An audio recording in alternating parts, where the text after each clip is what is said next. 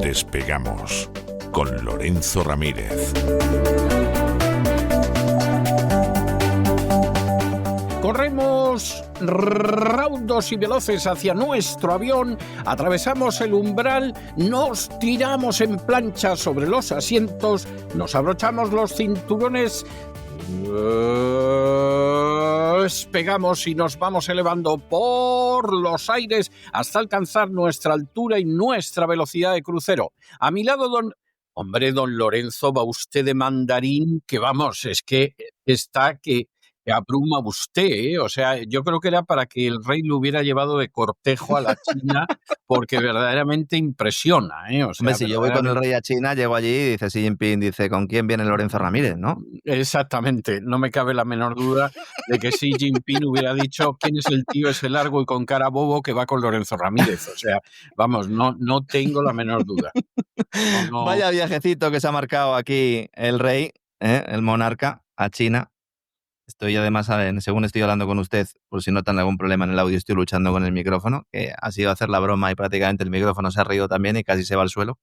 No me ha pasado como a don Gustavo, que una vez casi se le cae todo el chiringuito que tenía montado en un programa. ¿Cómo que una vez?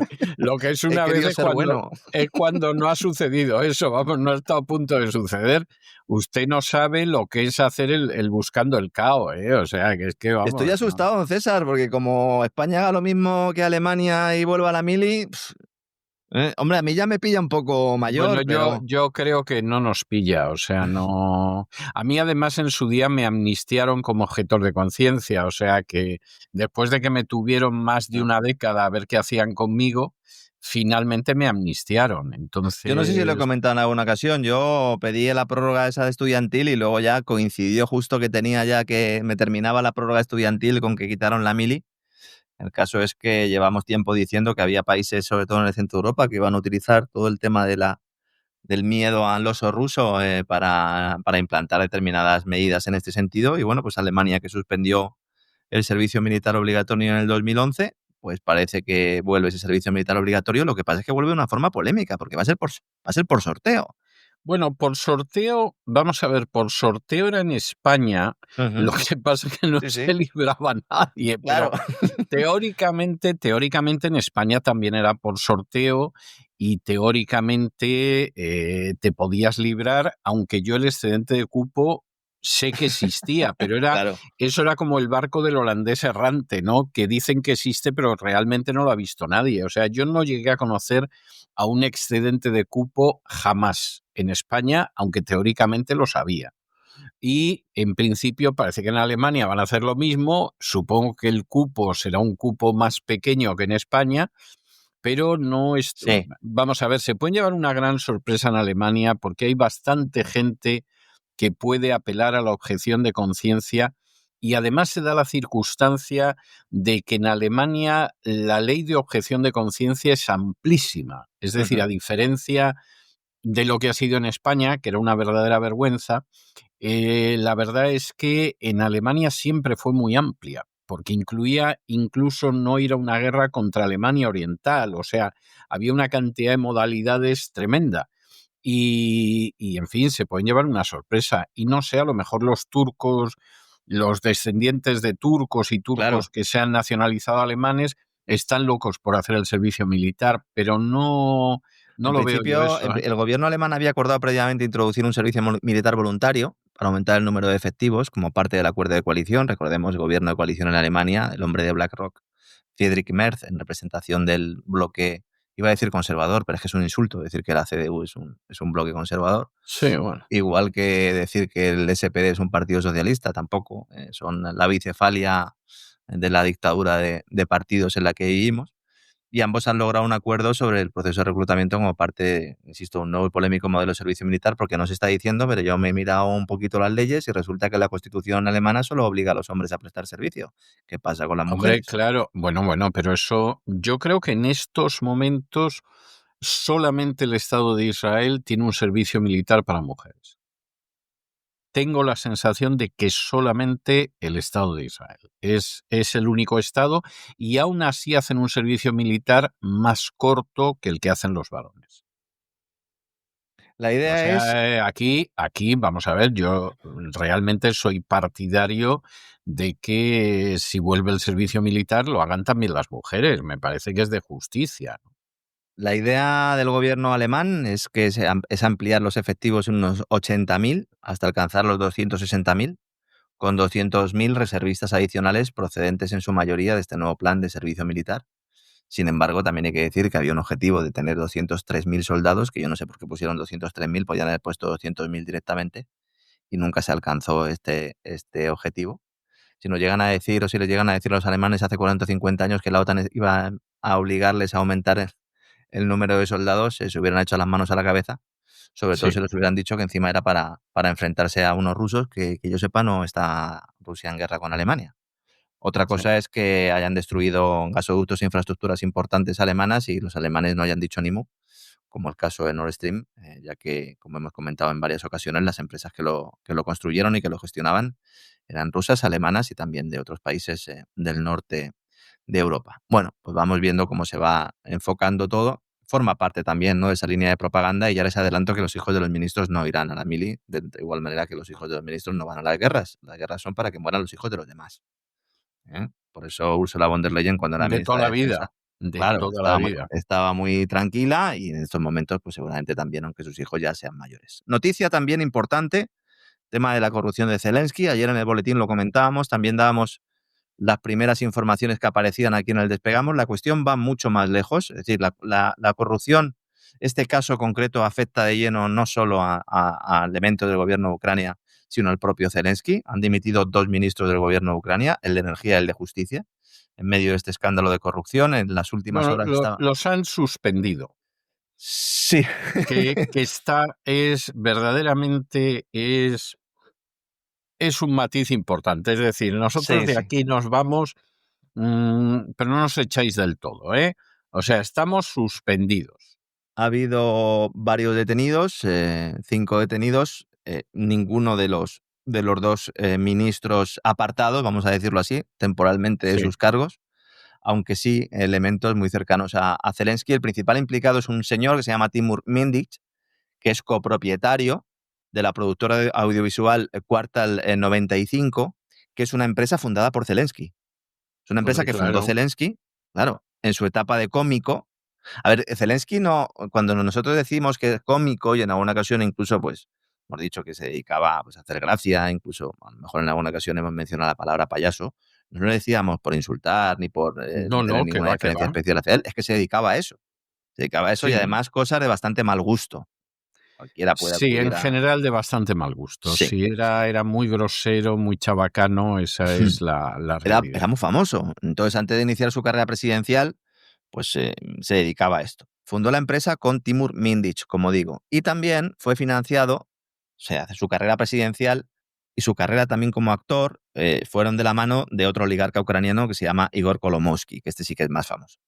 Entonces, según la Fiscalía Especializada Anticorrupción, que es una organización que se llama SAPO, a ver, aquí hay como dos entidades que están investigando. Uno, la Fiscalía Especializada Anticorrupción, que las siglas son SAPO, y luego la Oficina Nacional Anticorrupción, que las siglas son NABU. Lo digo por si me refiero en alguna ocasión, que no piensen que estoy también haciendo algún tipo De de juego de gracia. palabras, sí. Exactamente. Entonces, la Fiscalía dice que Mindic ejercía control sobre acumulación, distribución y legalización, blanqueo de dinero obtenido por medios delictivos en el sector energético ucraniano. Pero no hace años, es decir, hasta ayer. Entonces, la Oficina Nacional Anticorrupción, por su parte, dice que ha descubierto un plan de corrupción en el sector energético que implicaba 100 millones de dólares de fondos blanqueados, menos esa es la cantidad que de momento han podido localizar, y se han detenido a 5 personas y se ha notificado a 7 miembros de la organización que son sospechosos, es decir, que son imputados, pero no los han detenido. las propias organizaciones, la Oficina Nacional Anticorrupción Ucraniana y la Fiscalía, estaban desde hace meses denunciando que Zelensky quería detener estos procesos de investigación de corrupción. Por eso digo que cuidado, porque desde fuera, a pesar de que Zelensky haya metido a la oposición en la cárcel y que tenga controlada pues, el aparato judicial, estamos viendo cómo ese control se está resquebrajando, en buena medida porque el propio establishment ucraniano quieren que Zelensky se vaya ya. No solo la población, sino el propio establishment. Dicen, mira, lárgate ya, porque eres el gran obstáculo aquí, convoca elecciones. Algunos de los candidatos que quieren presentarse pues están ya preparaditos y preparando también la maleta y su ropa para poder tener una opción, y ahora mismo es un obstáculo para todos. Entonces es un escándalo que sale desde dentro de Ucrania. Y es un caso que es absolutamente escandaloso en cuanto uno se pone a bucear en pruebas existentes, porque es muy chabacano también.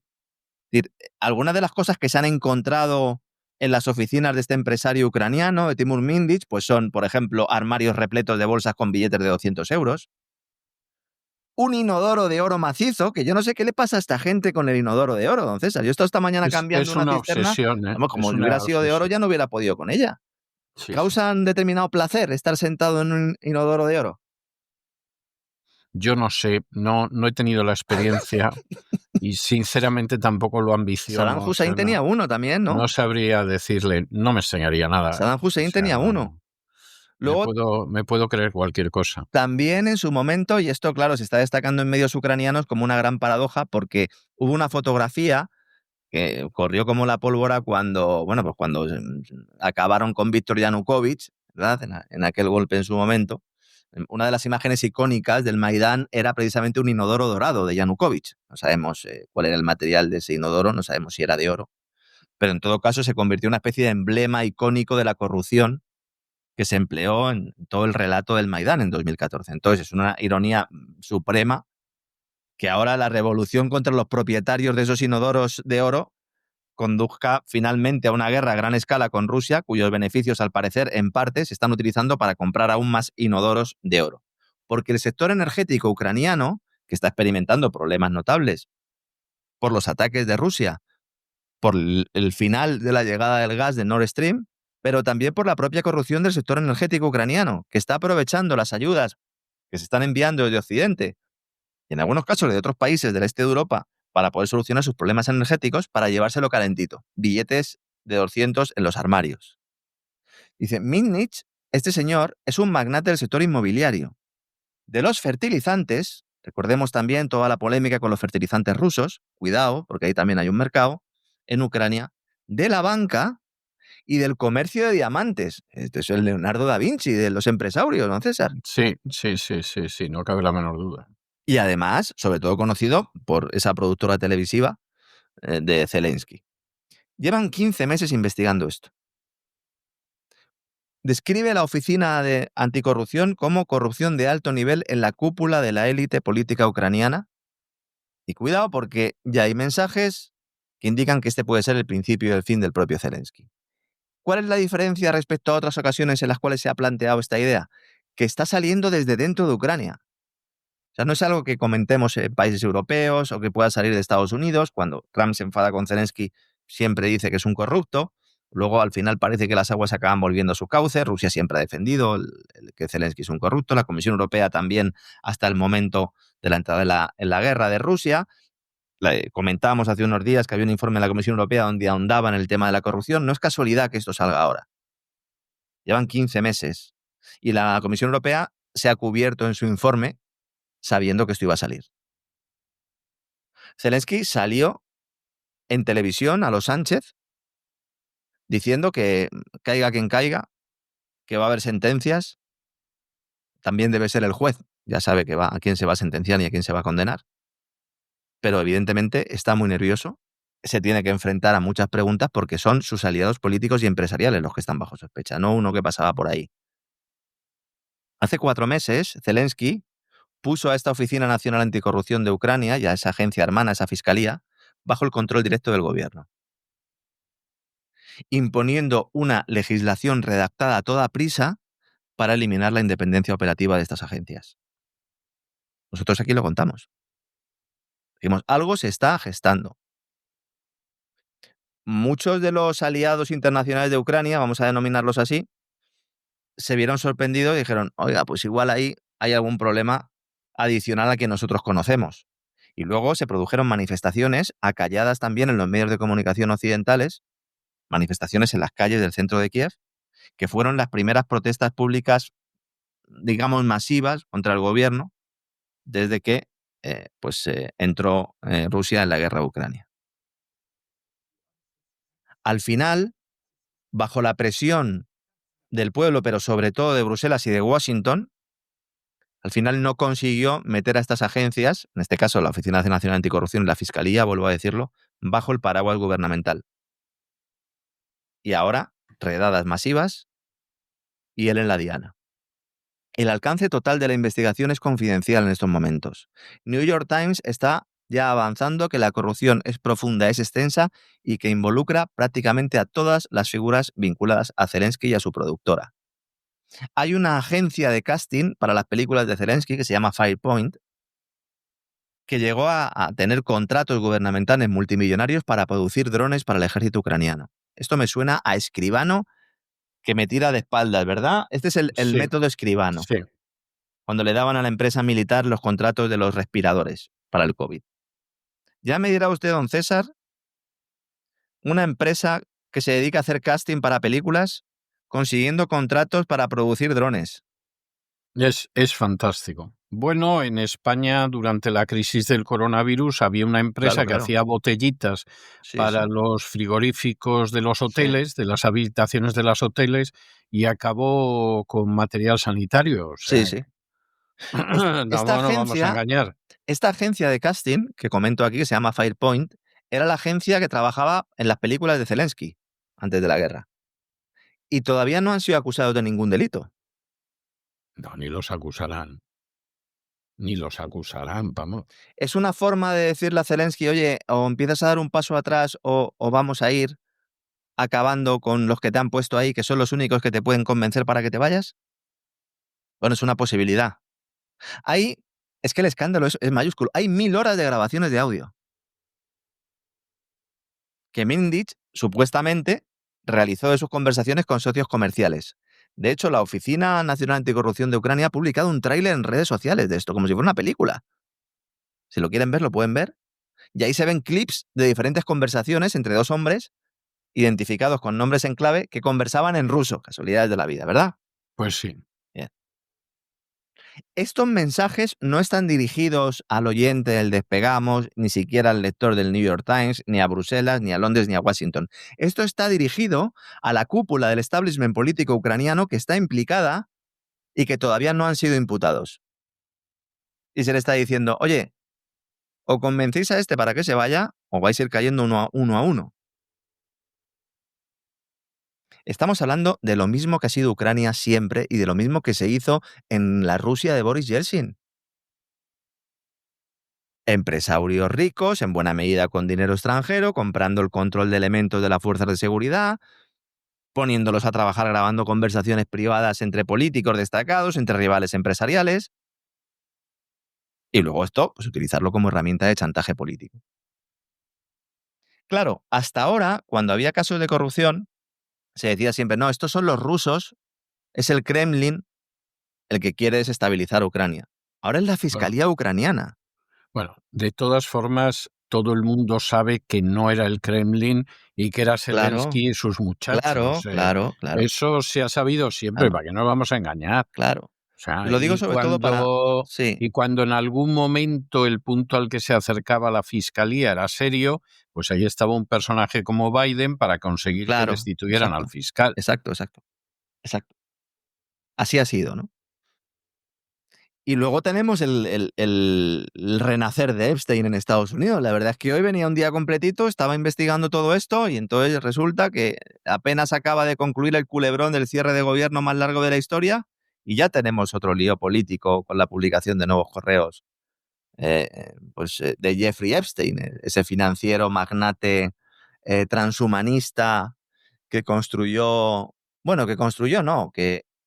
que se aprovechó de una red internacional de abusos sexuales y de tráfico de menores que ya existía en colaboración con servicios de inteligencia. Hablamos de ello en el Gran Reseteo, hicimos 2 programas sobre Epstein y luego uno reciente sobre el cover-up, sobre la cobertura, bueno, sobre la ocultación por parte de Donald Trump de aquella famosa lista y de todo lo que tenía que ver con el caso Epstein.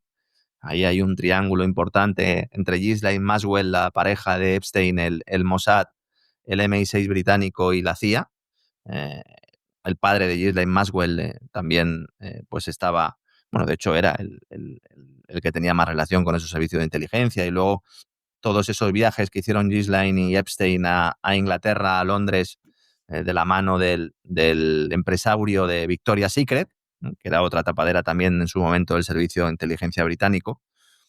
Bueno, pues todo lo que tenía que ver con Epstein. La novedad es que el Partido Demócrata ha filtrado 3 correos donde Epstein asegura que Donald Trump había pasado horas en su casa con una de las víctimas de su red de abusos.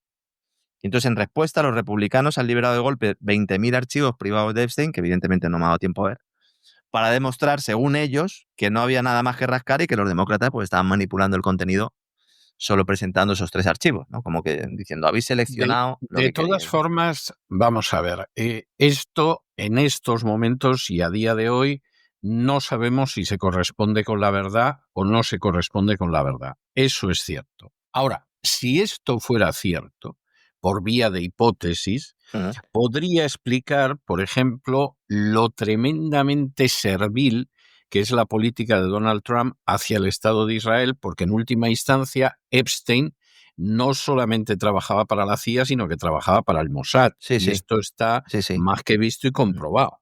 Eso, sobre todo las investigaciones que ha hecho Whitney Webb, recomiendo que lean los 2 libros suyos y en general todos los artículos que ha escrito al respecto. Yo creo que es la persona que más ha investigado. Además, yo he investigado sobre la propia investigación de Whitney Webb, con lo cual he ido confirmando, porque a mí me interesaba mucho ver cuáles eran las fuentes de Whitney, y prácticamente son todas públicas, y hice un seguimiento en su momento que nos sirvió para hacer a nosotros los programas, y también lo dije aquí. Y bueno, a ver, la relación entre Trump y Epstein existía, no era una buena relación, es decir, ellos se llevaban mal, se despreciaban mutuamente, pero eso no quiere decir que no tuvieran negocios y que no tuvieran relaciones familiares, sobre todo juntos. De hecho, hay uno de los mensajes que han publicado los demócratas que ilustran un poco esto. Es un correo del año 2010 enviado a un interlocutor no identificado en los archivos. En ese momento Epstein y Trump se habían distanciado tras una ruptura importante. Nunca hemos sabido realmente las razones, a lo mejor es porque Trump tuvo un conocimiento mayor del que en teoría podía tener. Otros piensan que no, que Trump siempre estuvo en el ajo desde el primer momento. Y hay un momento en el que Epstein, en ese correo, pues con su interlocutor, comparte la idea de que teme de que Trump le pueda hundir. Que Trump me puede hundir porque realmente no tengo una buena relación con él. Y luego hay otro correo en el año 2011, que ese es el que más repercusión ha causado, que aquí es uno enviado por Epstein a la propia Ghislaine Maxwell, su socia, su pareja, su cómplice, que es la única condenada por todo esto, donde dice Epstein que el perro que no ha ladrado es Trump, y asegura que una de las víctimas había pasado horas con él en su casa. Se ha hablado mucho de quién podría ser esta persona. Todo el mundo pues piensa en Virginia Giuffre, la reclutada por Maxwell cuando tenía 16 años y una de las víctimas quizás más famosas bueno, pues de todo este caso. Y luego hay otro correo en 2015 donde habla Epstein con el periodista Michael Wolff, que este fue una de las voces más importantes en la cobertura del primer mandato de Trump. Sí. Este tiene un libro que se llama Fuego y Furia, que no he leído, no sé si lo ha leído usted, don César. Yo sí lo leí en su Sí. día, me pareció un tanto sensacionalista, bastante sensacionalista. No me impresionó, ¿eh? Pues el periodista en ese correo advierte a Epstein, le dice: la CNN planea preguntarle esta noche a Trump por la relación que tiene contigo. Y entonces Wolf le dice a Epstein: creo que deberías dejar que se cuelgue él solo. Estos son los 3 correos fundamentales. O sea, la mayor parte de las biografías de Epstein comienzan destacando su papel de banquero de inversión, pero la realidad es que este tipo nace en Brooklyn de una pareja de migrantes judíos que habían huido de Europa. No se sabe de qué país, porque llegaron sin pasaporte. Por lo que es posible que ni siquiera se llamaran Epstein. Llegaron como otros inmigrantes a buscarse la vida en Estados Unidos, al menos eso nos dijeron, y encontrar el trabajo. El padre de Epstein, Seymour, y su madre, Pauline, como profesor asistente. En aquel momento ya Epstein los primeros años ya empieza a tener dotes de embaucador, y su padre era jardinero. Y pasa el padre de ser jardinero a ser asociado del padre de Donald Trump. La historia es truculenta donde las haya. Bueno, o muy jugosa para el que se benefició de ella, no cabe la Claro. menor duda, sí. Entonces, el jardinero acaba siendo socio del padre de Trump, que se dedicaba a los negocios inmobiliarios fundamentalmente. Pero de esta etapa hay muy poca documentación, porque parte de ella desapareció debido a las conexiones de la familia Epstein con el crimen organizado. Porque también tenía conexiones importantes con el crimen organizado. En contra de lo que se ha dicho en algunos medios, insisto, la relación de Donald y de Jeffrey no era buena, porque el presidente de Estados Unidos le consideraba un nerd, una especie de un empollón aburrido, un tipo, ¿no? Es que no sé cuál sería la traducción en español del nerd. No, el nerd es un imbécil, pero es un imbécil peculiar. ¿Eh? Claro, esto ¿implica que no tenían relación? No, claro que la tenían. Hay un vídeo en el que se les ve a los dos hablando, pues, durante un evento en el cual hay unas modelos que están bailando y están hablándose los dos al oído, pues también en una actitud, parece que van a cazar mujeres al acabar el evento, pero vamos, es una conversación y una imagen que hemos visto en discotecas de todo el planeta desde que el mundo es mundo, entonces, o desde que existen las discotecas.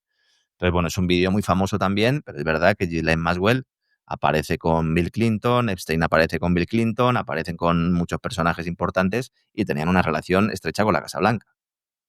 Claro, si uno se da cuenta de que trabajaban para varios servicios de inteligencia, el tema del pasaporte de Epstein también tiene mucho que ver con esto, lo comentamos en su momento en el programa, y que además pues había relaciones con el crimen organizado, pues el que estén en la Casa Blanca no es tan sorprendente.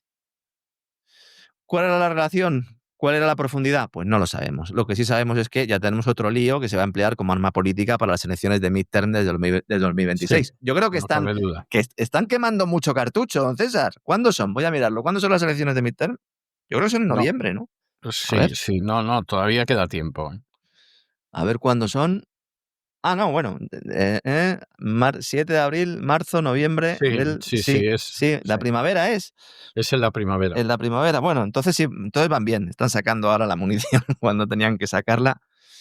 Claro, aquí el objetivo es ese, dice, oiga, vamos a intentar que en esas elecciones de medio mandato, que son legislativas, ¿no? Podríamos decir, don César, por intentar compararlas con el sistema europeo, unas elecciones parlamentarias serían. Si Trump, Partido Republicano, pierde presencia en las cámaras, pues luego va a tener poco margen de maniobra para legislar, aunque ya les adelanto a nuestros amigos que aunque no tenga mayoría en las cámaras, Trump va a seguir utilizando las órdenes ejecutivas, porque Trump es así y va a seguir siendo así, no va a cambiar al día siguiente de que se produzcan esos comicios. Con lo cual ahí tenemos lío. En Europa, ¿qué lío tenemos? Bueno, en Europa la censura va avanzando, la censura con neolengua orwelliana. O sea, ya saben, Orwell decía en 1984, la neolengua es que una cosa significa la contraria al mismo tiempo. Y eso tiene que ver con el doble pensar, porque tienes que pensar doble. Exactamente. Bien, y al final te acabas volviendo loco, volviendo tarumba. Un oyente me preguntaba esta mañana, ¿dónde puedo aprender neolengua? Y digo, pues compre usted cualquier periódico, el que quiera. Lo lee usted y aprenderá neolengua de forma rápida. La Comisión Europea lanza el escudo europeo de la democracia. El escudo europeo de la democracia para proteger a las democracias de la Unión Europea de la desinformación, la injerencia extranjera y la manipulación informativa. ¿Van a echar a todas las tecnológicas norteamericanas de Europa mañana? ¿Van a cerrar todos los periódicos? ¿Van a cerrar la Comisión Europea? ¿Vale? Si lo que quieres es proteger a las democracias de la Unión Europea de la desinformación, la injerencia extranjera y la manipulación informativa, tienes que acabar con todo esto. Pues no, se les va a dar más poder. Se les va a facilitar también la inyección de fondos y se va a crear lo que ellos denominan la seguridad del espacio informativo para que ustedes no escuchen este programa, entre otras cosas, para que no lo escuchen. Porque ustedes tienen que tener una seguridad de su espacio informativo que lo determina la Comisión Europea. La Comisión Europea determina lo que es seguro para ustedes escuchar y ver. También, como elemento clave, el fortalecimiento de las elecciones, es decir, que gane el candidato que quiera la Comisión Europea, y luego, pues, ese papel de los medios de comunicación. ¿Hay una buena noticia en todo esto? Esto es un compendio de recomendaciones y guías de uso voluntario, no obligatorio, pero Esto abre la puerta a que los gobiernos nacionales usen los mecanismos como guía para censurar contenidos, para manipular poblaciones, diciendo, es que esto lo manda Europa. Esto es muy español, ¿no? Elon Musk, el empresario, además propietario de la red X, de la red social, se ha sentido interpelado por esto. Porque recordemos que cuando se produjeron las elecciones, se celebraron las elecciones en Alemania, pues él participó online en algunos actos de Alternativa por Alemania y ha hecho pues, muchas críticas a la Comisión Europea por sus defectos democráticos, vamos a decirlo así. Y entonces se ha sentido interpelado de alguna manera por la puesta en marcha de este escudo europeo para la democracia, y entonces le ha mandado un mensaje público a Ursula von der Leyen tras un tuit en el que von der Leyen aseguraba que este escudo europeo de la democracia protegerá y reforzará la libertad de expresión, los medios de comunicación independientes, las instituciones resilientes y una sociedad civil vibrante, es lo que ha dicho von der Leyen. Eso de la sociedad civil vibrante, o sea, este es el tipo de frases totalmente imbéciles que les gusta utilizar a los políticos y que a mí realmente me indignan, ¿no? Sí, sí. Me indignan cuando a veces me dan ganas de decir Dios le ampare, imbécil, como decía el título de una novela de humor de Álvaro de la Iglesia, ¿no? Dios le ampare, imbécil. Porque es que verdaderamente esto de la sociedad vibrante es que es mortal de necesidad. Que sociedad civil vibrante deben ser todas esas personas que tienen que ir, ¿no?, a hacer la cola del hambre para conseguir un poco de comida, porque no llegan a fin de mes, los que no pueden poner la calefacción a lo mejor en su casa, ¿verdad?, este invierno, porque no tienen dinero para pagarla y entonces se mueven mucho y por eso es una sociedad civil vibrante. O los que están ahora pensando que a lo mejor tienen que acabar haciendo la mili en Alemania, esos tienen que ser los vibrantes, ¿verdad? Y entonces Musk le ha lanzado una pregunta, le ha dicho a von der Leyen después de este tuit: si la democracia es la base de la libertad, ¿no debería ser usted directamente elegida por el pueblo como líder de la Unión Europea? Bueno, pues todavía había medios de desinformación masiva en España criticando a Musk, diciendo que si es que no sabe que la Comisión Europea se elige de forma democrática, todos los puestos de la Comisión, pero ¿cómo que de forma democrática?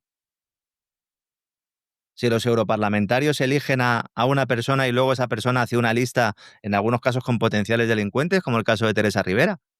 Bueno, vamos a ver, es que además lo del Parlamento Europeo, que se les llena la boca hablando de que la Unión Europea es democrática, etcétera, el sistema de funcionamiento del Parlamento Europeo en relación con el gobierno, que es la Comisión Europea, a lo que más se parece en términos constitucionales, solo que es todavía menos democrático, es a las dumas que tenía durante su reinado el zar Nicolás II. Zar Nicolás. O sea, el zar Nicolás II tenía un sistema que era semiparlamentario, en el sentido de que la Duma la escogía el pueblo, etcétera, etcétera, pero luego el gobierno lo nombraba él y el gobierno respondía ante él y no respondía ante el Parlamento, no había un control de la Duma, del Parlamento, sobre el gobierno.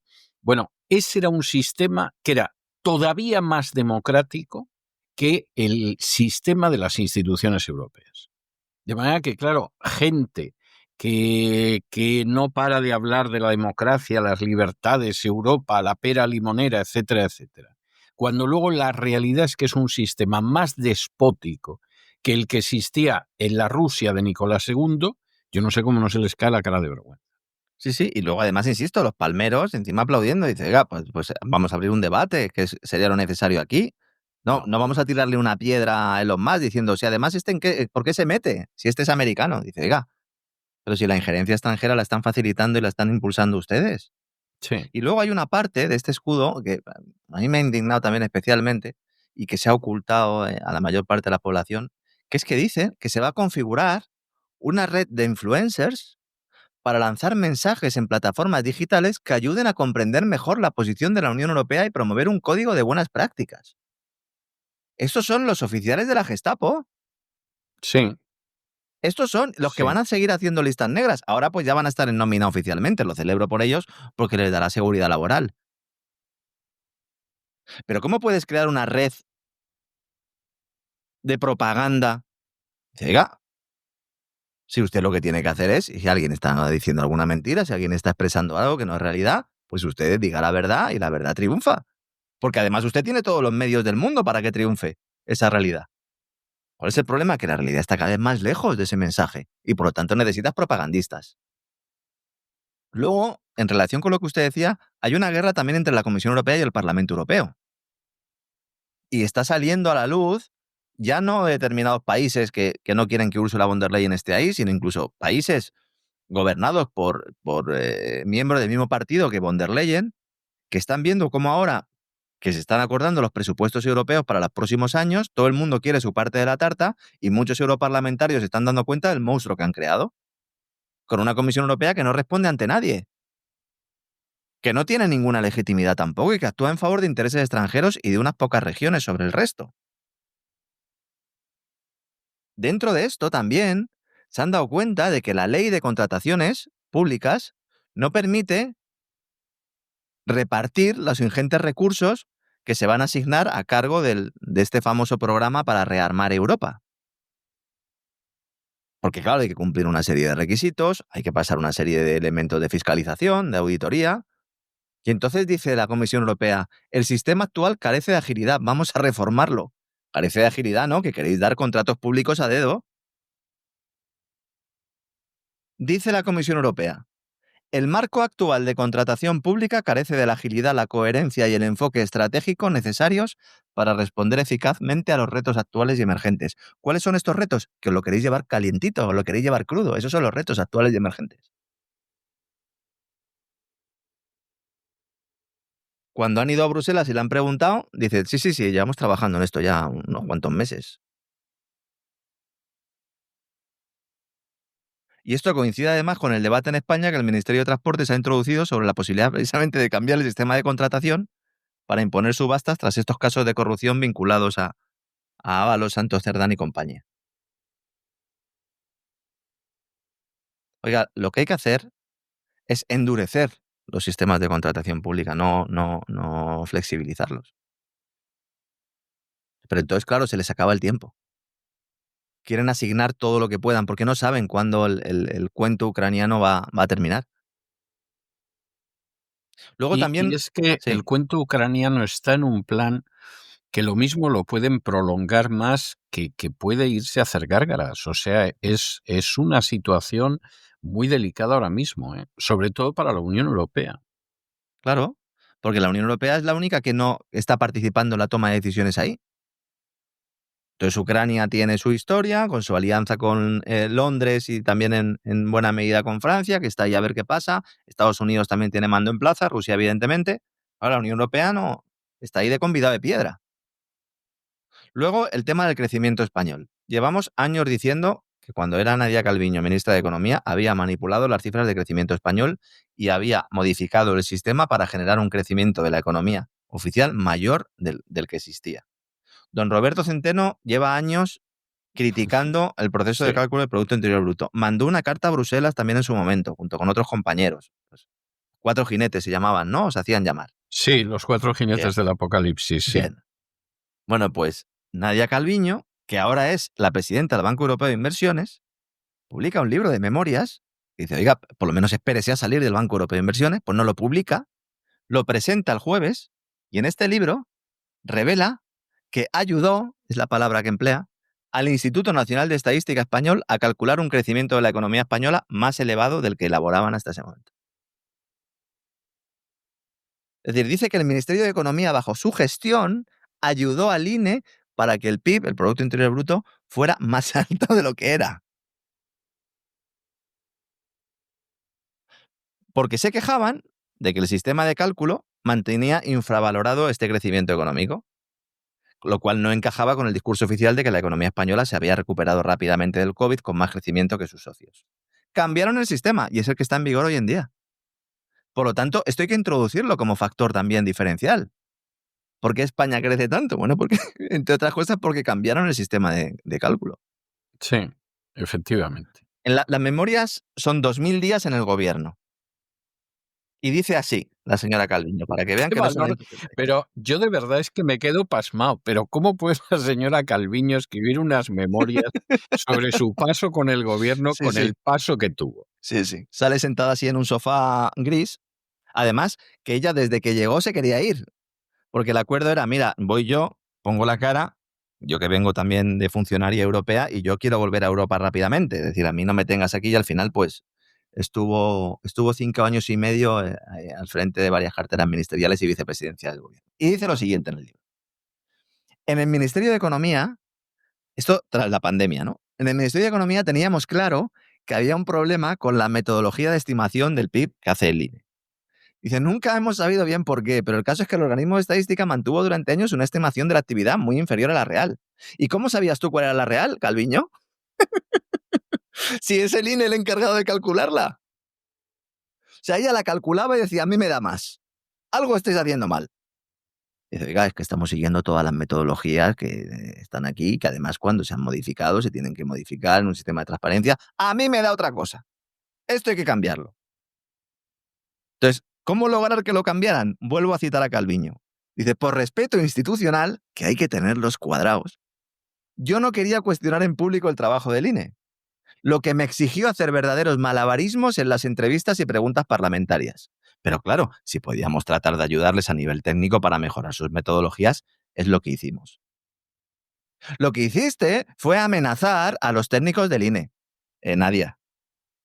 Lo que hiciste fue llamarles por teléfono para decirles que o cambiaban el método de cálculo o se iban a ir a su santa casa. Y cuando algunos periodistas en otros medios de comunicación y aquí lo publicamos, lo negasteis todo. Y ahora vas en las memorias y dices, claro, el que lo hice, pero lo hice por su bien, porque lo calculaban mal. Es conmovedor, es conmovedor Dice, oiga, realmente. ¿y exactamente qué hizo usted ahí? Vuelvo a citar. Procuramos llevarlos a buscar la coherencia de los distintos indicadores, a incorporar técnicas más modernas, a adaptarlo al creciente peso de la economía digital, a aprovechar la disponibilidad masiva de datos en tiempo real. Vamos, que estás admitiendo que lo manipulaste. Sí, sí, porque no lo hacían bien, o Sí. sea, se supone que no lo hacían bien, y entonces como no lo hacían bien, pues ya nos ocupamos nosotros de que lo hicieran bien. Lo hacían muy mal. Dice, oiga, pero en Exacto. teoría el INE, aunque esté adscrito al Ministerio de Economía, no debe ser independiente, según las normas europeas. Las normas europeas de usted, que las ha aprobado usted como parlamentaria, que usted está al frente del Banco Europeo de Inversiones. No, pues ya saben, ustedes lo que es el Banco Europeo de Inversiones, el chiringuito, no el de Georgie Dan, el gran chiringuito. Sí. Pues efectivamente, ¿qué credibilidad tenemos? Cero. Eso sí, se nos llena la boca diciendo los chinos manipulan el PIB. Ahora también, los norteamericanos manipulan la tasa de empleo. Sí, la manipulan. Y nosotros el PIB también. ¿Alguna cifra oficial es real? Pues ya no lo sabemos. Y en mitad de esto sale María Jesús Montero y dice, pues ahora que ministra de Hacienda a la sazón, Ahora que lo dicen, dice, ahora que lo dicen, miren, hay una cosa que aquí estoy mirando yo y miren, ya que Junts ha retirado el apoyo al gobierno, lo del cupo catalán lo vamos a revisar un poquito o lo vamos a aparcar. Y así esto me viene de miedo a mí para las elecciones de Sevilla, que ya me voy a presentar las elecciones de la Junta de Andalucía. Y ahora aplaza, aparca el cupo catalán, decía un medio español hoy. Un movimiento que, de alguna manera, lo que quiere también es facilitar a algunas comunidades autónomas la esperanza de que van a tener un incremento de la financiación autonómica justo antes de hacer las maletas para centrarse en la campaña andaluza. sí. Es decir, si Montero sale elegida presidenta de la Junta, se va del gobierno. Esto sería una buena noticia. Lo que pasa es que esto decíamos de Montoro y fíjese la que vino después, don César. Sí, es que no te puedes fiar, ¿eh? O sea, realmente no te puedes fiar porque lo de Montoro fue un desastre, pero anda que Montero también. Es algo, ¿cómo le olerá la cabeza a Montero a pólvora, por utilizar un término muy típico de los veteranos de la Guerra Civil Española, que ya han salido los buscabonus diciendo que ellos son buenos, pero Montero es mala? Claro. O sea, ¿cómo deben de ver la historia? Y además sí. los buscabonus, que no son nada más que un grupo de delincuentes y prevaricadores corruptos, cuando el Financial Times los definió como una banda de ladrones, yo creo que fue hasta benévola con los buscabonus. Además dicen los buscabonus que les obligan a ser duros con los autónomos y luego dejan escapar a los grandes defraudadores. Sí. Pero bueno, esta gente, aparte de ser un atajo de inmorales y de sinvergüenzas, toman por imbéciles al conjunto de los ciudadanos. Pero vamos a ver, si estos van a donde pueda haber loncha y les da lo mismo que sea un pobre autónomo que una persona que a lo mejor ha ganado algo más de dinero, porque van a por todos, o me van a decir a mí que Imanol Arias y Ana Duato, que fueron a por ellos de la manera más criminal, pervirtiendo el código penal y todo, esos son dos pobres autónomos. Van a por todos, Estrellas e intentan deportivas, del quitarle el MotoGP, dinero a del todo el fútbol, mundo. del Y da lo baloncesto, mismo del que sea un tenis. futbolista que un disidente al que le quieren destrozar la vida y si pueden hasta meterlo en la cárcel después de robarle todo lo que ha ganado. Y, por supuesto, pues el pobre que tiene un comercio, un negocio, etcétera, etcétera. O sea, los buscabonus han dicho, aquí puede haber una quema y nosotros nos vamos a poner a salvo, ¿eh? Cuando son los primeros a los que habría que colocar en el patíbulo. O sea, esto es evidente, salvo que aceptemos que efectivamente, en contra de lo que se dispuso en su día en el Código Nuremberg, el obedecer órdenes te exime de toda responsabilidad penal. Que todo el mundo sabe que no sirvió para que hubiera gente que no acabara balanceándose al extremo de una soga. O sea, lo de esta gente ya es un grado de vileza moral que es que cuesta de verdad imaginarse algo parecido. Veremos lo que sucede con María Jesús Montero, que no lo tiene fácil, porque Juanma Moreno Bonilla tiene posibilidades de revalidar. Ha dicho Moreno Bonilla, claro, pues no se sabe exactamente cuándo van a ser las elecciones, se sabe que van a ser el año que viene, la primera mitad, pero no cuándo. Y le preguntaron en unas jornadas que organizó el diario El Mundo en Málaga el pasado abril, le preguntaron que cuándo las iba a convocar y dice que va a respetar las fiestas, es decir, que la Semana Santa no se toca, Muy que bien, la hombre. Feria de Abril no se toca y que en todo caso se harían en junio cuando ya no haya romerías, ha dicho. Que voy a buscar uno en Muy concreto bien, para que no haya romería. bueno, esto es una persona piadosa que tiene el corazón así de grande.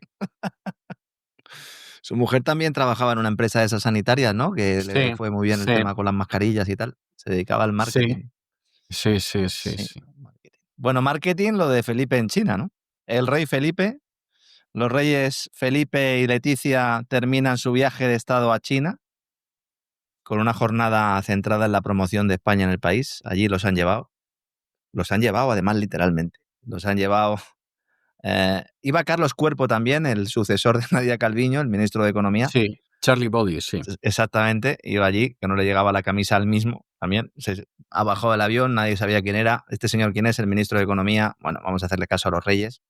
El último día, Felipe ha acudido a una fábrica de componentes de vehículos, mientras doña Leticia ha ido a una universidad de estudios extranjeros y pues, ha hecho unas declaraciones destacando pues sobre el tema de los chinos que aprenden español y tal, que es la segunda lengua con más nativos en el mundo después del mandarín y que hay 60.000 chinos aprendiendo español. Y un poco han destacado esto. Al rey lo han llevado. Yo creo que hay muchos más chinos Sí, aprendiendo yo español. también, pero bueno, no sé si se refería solo dentro de China o en determinadas ciudades. No, que es muy posible que las cifras vengan del trabajo de algunos funcionarios españoles y así son las cifras. Posiblemente. Luego al rey lo han llevado a la fábrica de Gestamp, que es el mayor fabricante de componentes de automoción en Europa, una de las grandes multinacionales españolas que están allí. Bueno, pues tienen bastantes fábricas y centros de I+D allí, empleando a más de 5.000 personas. Bueno, pues la idea es que esta empresa en los últimos años se ha redirigido mucho a nutrir de piezas a principales fabricantes chinos de coches eléctricos. Esto lo estoy diciendo bajo para que no se entere Ursula von der Leyen, porque si se Sí. entera entonces la liamos. Y aquí hay una empresa que es el titán de esta industria, que es BYD, la famosa empresa china, que siempre digo que cuando pueda me compraré un coche de estos señores, porque me monté un día en uno y me quedé verdaderamente alucinado. Si lo pudiera comprar ya sin aranceles y sin impuestos, me compraba dos, César, porque es tremendo el coste al que hacen estos coches de última generación. Y bueno, pues el puente de Gestamp entre España y China puede ser clave para que esta empresa, para que BYD, pues elija nuestro país para abrir su segunda fábrica en Europa, como ya hizo el grupo chino Chery en su proyecto para instalar una nueva planta en la antigua fábrica de Nissan en Barcelona. Pero BYD ya ha rechazado optar por España en varias ocasiones. Aquí la historia es, ¿nos van a dejar Washington y Bruselas que hagamos negocios con los chinos? Han pedido permiso a Washington y a Bruselas. Y Carlos Cuerpo pues ha ido de representante de los empresarios españoles, que es de lo que van estos. Estos van de agentes comerciales. Claro, sí. Del IBEX. Dice, no, es Sí. que hay que importar más productos españoles de alto valor añadido. Le dice a los chinos, dice, oiga, pero si estáis ahí negociando con Estados Unidos con cláusulas para intentar romper lazos y alianzas comerciales. Si vino Sánchez hace unos meses y ya se lo dijimos, ahora venís vosotros otra vez aquí a pedir el qué. Y luego al final el rey, cuando se iba, a decir, justo ya cuando se estaba yendo, prácticamente subió ya la escalerilla del avión, entonces ha dicho que cuidado porque los derechos humanos en China, cuidado. Pero se ha esperado a estar a punto de Bueno, irse, y ¿no? tampoco dijo mucho, ¿eh? O sea, tampoco es que dijera los derechos humanos en China, cuidado. Vino a decir, España apoya los derechos humanos. Ha dicho, España mantiene con China un diálogo fructífero, que es como no decir nada, y luego ha dicho, Nada. seguiremos defendiendo nuestros valores, los de la democracia, el derecho internacional, los derechos humanos y la cooperación multilateral. Y los chinos están que se parten de lisa. Porque claro, que esto lo diga alguien que es el jefe de Estado de un país donde se da la circunstancia de que están apoyando la política de la OTAN y cosas por el estilo, pues claro, cualquiera sabe que, vamos, los chinos se parten, o sea. Y a todo esto sale Macron que dice, ahí va, pues si los españoles están ahí tendiendo lazos con China, a mí me interesa, yo tengo que ser también la novia en la boda, el bebé en el bautizo y el muerto en el entierro. Ese es Macron, Macron es Sánchez. Sánchez y Macron son en realidad la misma persona. Dice, no, voy a aparecer yo en los medios de comunicación, voy a invitar a Xi Jinping a la cumbre del G7. Como voy a hacer la cumbre del G7 en Francia, le invito en el año 2026 y así, bueno, pues teniendo en cuenta que aquí en mi país ya no me quiere nadie, pues sigo intentando vender esa imagen de estadista, porque es la principal baza que tiene, proyectar una imagen de gran estadista en el escenario mundial, en un momento además en el que el G7 cada vez pierde más relevancia. Estados Unidos abandonando la cumbre del G20 este mes y ya ha anunciado China que tampoco va. Xi Jinping no va a la cumbre del G20 en Sudáfrica. No, porque es que le parece una pérdida de tiempo. Es que verdaderamente yo a Xi Jinping lo entiendo. O sea, lo entiendo porque es que Xi Jinping, en última instancia, lo que hace es decir, vamos a ver. Aquí realmente, ¿qué merece la pena? ¿Dónde merece la pena ir? A tal sitio, voy. A tal otro sitio, yo no pierdo el tiempo, porque yo no tengo ningún interés en estarme haciendo fotos ni cosa por el estilo, ¿no? Sobre todo Yo, cuando Trump no va, cuando Putin no va. Entonces dice, oiga, exacto, ¿a ¿yo qué qué pinto vamos? ahí? Claro. Claro, a dar la imagen a esto de que tiene una importancia que no tiene. Yo tuve un compañero en la carrera de Derecho, que se dedicó, entre otras cosas, a fue a acabar la carrera e ir sacando oposiciones, pero a una velocidad vertiginosa, hasta que en un momento determinado cayó enfermo porque aprobaba una oposición y ahí hacía otra y todas eran durísimas además. Y entonces, yo recuerdo que este chico, cuando empezaba el curso en Derecho, él iba a la primera clase de los distintos profesores y decidía cuáles eran faltables, según su propia Sí, expresión. sí, Y sí. entonces decía, esta es faltable, a esta no me queda más remedio que ir. Y entonces él iba todos los días a clase, pero se encerraba a estudiar en la biblioteca, como futuro opositor de éxito, y a las otras clases no iba. Y entonces, vamos a ver, yo lo comprendo, porque yo, por ejemplo, en épocas en que vivía en España y era muy solicitado, no hacía ninguna vida social, ni la más mínima, porque me parecía que era una pérdida de tiempo miserable. En el caso de Xi Jinping, que efectivamente es mucho más importante que este amigo mío y que un servidor de ustedes, pues evidentemente la idea era clarísima. Pues lo que pasa es que yo no voy a ese sitio, yo no estoy para perder el tiempo y hacerme la foto. Eso lo hará gente sin ninguna importancia, como puede ser Pedro Sánchez o Perico el de los Palotes o cualquiera de los que ha ido a la cumbre del clima de Lula da Silva, que cada vez va menos gente a la Es que ni siquiera la he cumbre del mencionado. clima. Esta mañana me daba cuenta, digo, porque además estaba escuchando el boletín y vi que hacían ustedes referencia a ello. Y hemos hecho grandes reseteos en más de un momento sobre la cumbre del clima. Bueno, pues es una gran noticia que la cumbre del clima haya pasado a un segundo plano A absoluto. nada. Un Bueno, segundo plano. ni segundo, o Además es que sea, es el mismo día que estaban clausurándose, saca la Agencia Internacional de la Energía el informe con el que acabamos el programa de ayer diciendo que nunca ha habido más demanda de hidrocarburos y que va a seguir creciendo esta demanda hasta el año 2050. Y claro, estaban sí. allí todos los de la cumbre del clima mirándose, diciendo, ahí va, ¿no? ¿Qué sucede? Bueno, va a mandar Xi Jinping al G20, manda a su primer ministro, que este hombre sí que trabaja, ¿eh? Li Qiang está en todas. Es la primera vez en la que una cumbre del G20 no va a tener la presencia de jefes de Estado de Estados Unidos, de Rusia y de China. Trump ha dicho que no va porque hay latifundistas, que Sudáfrica está asesinando, el gobierno de Sudáfrica está asesinando a latifundistas blancos y están confiscando sus tierras. Lo cual pues ha generado también cierta sorpresa porque no saben muy bien de dónde se ha sacado esto Trump. Lo intentaremos investigar Bueno, también. hay parte de verdad, o Sí. sea, vamos a ver, hay parte de verdad en el sentido de que efectivamente hay ¿Desde gente a cuándo la que sería le la están... historia, no? Pero claro, pero es que últimamente Trump está que es que te deprimes, porque claro, es como lo de los cristianos perseguidos en Nigeria, ¿no? O sea, es que ya lo único que le falta a Trump es amanecer un día y decir he descubierto que en esta casa se juega, como pasaba en Casablanca, ¿no? O sea, al final pues he descubierto que en esta casa se juega, es para decirle, pero bueno, ¿verdaderamente usted se ha enterado de esto ahora? O sea, usted se ha enterado de esto ahora, porque vamos a ver, lo de Sudáfrica hace muchísimo tiempo que Se sucede. refiere a los denominados afrikaners, ¿no? Que es como se les denomina así. Algunos han llegado como refugiados a Estados Unidos, pero insisto, con esto llevamos meses. Y yo no sé si es porque no va Putin o porque realmente hay algún pacto, pero desde luego el hecho de que organismos como el G20 poco a poco vayan perdiendo importancia también es una buena noticia. Es una Sí gran lo es, noticia. Es una gran sí lo noticia es. porque es una manera de ver cómo realmente pues todas estas estructuras supranacionales, sobre todo las de corte político, porque las de económico siguen funcionando a pleno pulmón, pero van perdiendo importancia. Con respecto a la reunión del G7 a la que le ha invitado Macron a Xi Jinping, bueno, pues todo el mundo da por hecho de que Xi Jinping no va a aceptar la invitación, aunque podría hacerlo. Alemania, Macron ha consultado con Alemania y Alemania le ha dicho que sí, que está dispuesta a que inviten a Xi Jinping después del papelón que hizo el ministro de Asuntos Exteriores alemán, que el mes pasado iba a ir a China y no fue porque nadie quería reunirse con él.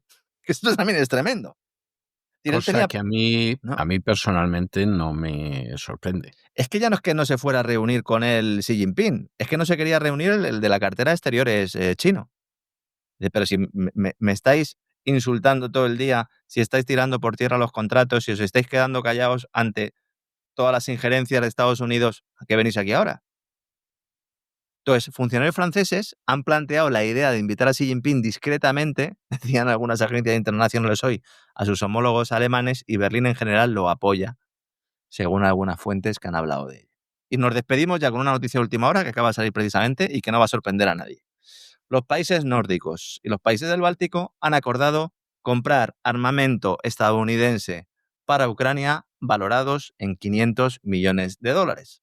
No, eso no le sorprende a nadie. Dicen que es un apoyo fundamental para la seguridad europea. Para eso le vamos a dar a un gobierno investigado por corrupción por su propia fiscalía, le vamos a dar armamento por valor de 500 millones de dólares. Bueno, pues está bien, ¿no? Así lo pueden revender tranquilamente en otros lugares. Equipos de defensa esencial, y esto viene dentro de ese acuerdo, de ese marco que ya hemos explicado aquí, definido por las siglas PURL, que es la lista de requisitos prioritarios para Ucrania. Ya no le dejan a Zelensky realizar el negocio. Dicen, no, si va a haber maletines nos los quedamos nosotros. Las compañías militares norteamericanas venden a los países europeos y los países europeos entregan a Ucrania lo que consideren oportuno. Estamos hablando de Dinamarca, Estonia, Finlandia, Letonia, Lituania, Noruega y Suecia. ¿Quién te ha visto y quién te ve? Suecia, ¿no? Y luego la Sí. cartera de Asuntos Exteriores de Islandia, que también ha dicho, oiga, nosotros también estamos en ello. Así que nada, se va cumpliendo el Pero guión. que además son países... Hombre, Suecia es un país que hasta la inmigración masiva estaba muy bien, ¿no? Sí, por eso. Ahora es una calamidad, pero es que el resto de los países, si yo no quiero ofender a nadie, pero son países de chicha y nabo, ¿eh? O sea, es que no le demos más vueltas. Este programa además lo lidera Alemania. Por cerrar un poco el programa como empezábamos. O sea, Alemania está recuperando Sí. la línea que tenía en el año 39, ¿no? O sea, la de todos estos paisillos, sumarlos al gran proyecto de extensión del Drang nach Osten, ¿no? De la marcha hacia el este, porque vamos, que yo no sé El los alemanes en qué están Bundesbank pensando. ha emitido un informe que ha dicho que Alemania va a seguir endeudándose de forma masiva al menos hasta el año 2036. Estos se han vuelto locos. Una década. Estos se han vuelto locos. Una década. Definitivamente se han vuelto. Este es el Banco Central de Alemania, por si alguien no lo sabe. El garante, recordemos, ¿verdad? El que iba a evitar que el aumento de la deuda y el aumento del déficit acabara llevándose por delante el poder adquisitivo del euro, pues está diciendo no. Hasta 2036. Estoy viendo el informe en estos momentos, dicen que aún así en el 2036 Alemania seguirá teniendo déficit, es decir, que tendrá que seguir endeudándose, pero ya no tan fuerte como se va a endeudar ahora. Atención a la jugada, porque esto forma parte también de todo el guión que venimos aquí relatando los últimos años. Entonces, pues a mí me parece, pero verdaderamente pavoroso, ¿eh? O sea, me parece tristísimo y me parece lamentabilísimo. O sea, es de esas cosas que dices verdaderamente es algo para romper a llorar. O sea, en fin, de todas formas, ellos sabrán, ¿eh? Porque en la línea en la que van se están metiendo en un berenjenal de 3 pares de bigotes. O sea, no, aquí que no se engañe nadie. Mira que se pueden hacer tonterías, pero la Unión Europea últimamente se está apuntando a las más posibles, lamentablemente. Bueno, don Lorenzo, muchísimas gracias por todo y nos volvemos a encontrar mañana. Hasta mañana, don César. Fuerte abrazo.